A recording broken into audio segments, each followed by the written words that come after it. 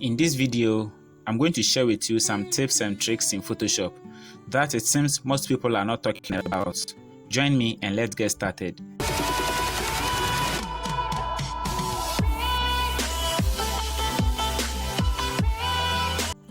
Hi everyone, my name is Bright, and on this channel we make videos on graphic designing and tech.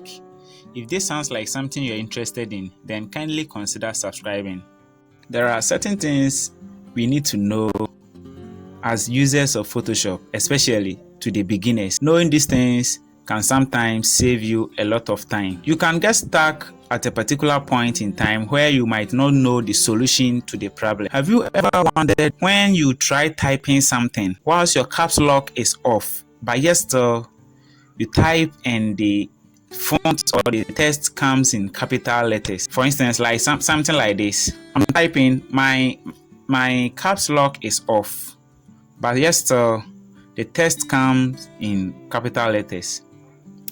You don't think this thing can take you a lot of time if you don't know the solution to it. Some of the font we are using in Photoshop sometimes comes along or comes in capital letters.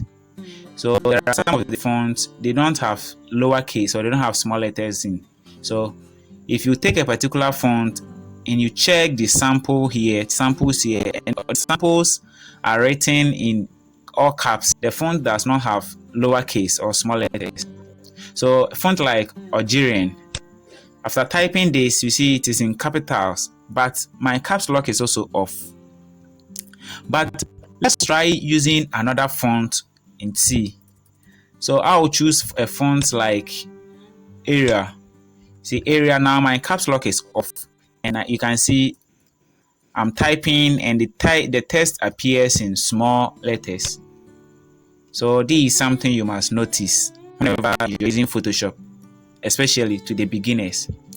The second thing is sometimes the font might have lowercase or small letters in it, but the problem is your text, maybe your caps lock is off though, but on the character tab, let's toggle on this.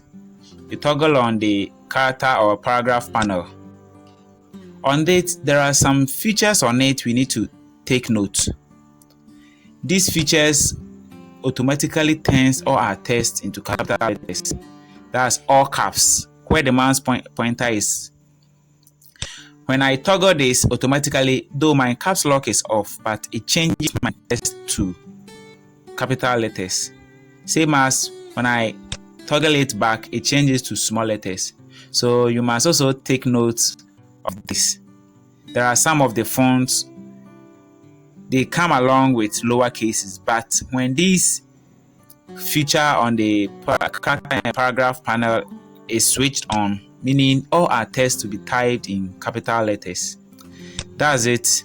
And the next tip I want us to take note is whenever you are starting a new project, have you ever wondered that most people talk about the size of the project, but do not most talk about the color mode? In fact, this thing can cause you a lot of stress if your color mode is changed to grayscale without your notice, because most of the times we don't check, we think automatically it's at the RGB color. So if it is changed to grayscale without being a notice, or even we as the beginners who don't know the difference between this color mode, in fact, it can cause you a lot of trouble, because the grayscale here means that every work you do, everything you put on the workspace will come or will appear in a black and white mode. For instance, I want to put a particular picture on the workspace. This is what happened when the color mode is set into grayscale. After I have copied the picture on my workspace, the picture is a colored picture, but immediately it gets to Photoshop workspace, it turns to black and white. Anything at all I will do here will be in the black and white mode. When this happens, this is what you are supposed to do. It's either you go and start your project, and while starting you change the color mode to RGB color, or if you have a bunch of layers, you think you cannot do away with them, and better still, you want to change it whilst you're working on a project, you simply go to the image, you click on image, you click on mode, and on the mode you select either RGB or CMYK. After selecting RGB and CMYK, you click on don't flatten, then you click on don't rasterize, and your image appears in colored. The next thing I want to talk about is, most of the time what we are used to is the on a is this RGB color mode. This is what we are used to.